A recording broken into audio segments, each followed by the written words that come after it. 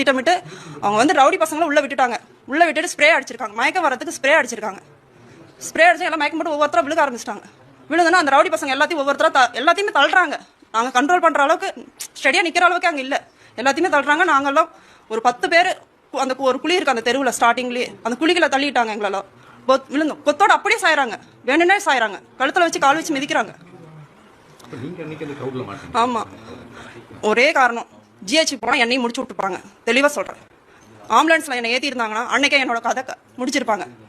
இப்போ போனவங்க எல்லாருமே ஆம்புலன்ஸில் எனக்கு நியூஸ் சொன்ன வரைக்கும் என் ஃப்ரெண்ட்ஸுங்க எல்லாம் சொல்லியிருக்காங்க. ஆம்புலன்ஸில் எனக்கு தெரிஞ்சவங்களே நிறைய பேர் உயிரோட தான் ஏற்றிருக்காங்க. மயக்கத்தில் தான் ஏற்றிருக்காங்க. ஆம்புலன்ஸில் ஏதோ பண்ணியிருக்காங்க. இல்லைன்னா ஹாஸ்பிட்டலில் இவங்க கட்சி மூலியமாக ஏதோ பண்ணியிருக்காங்க.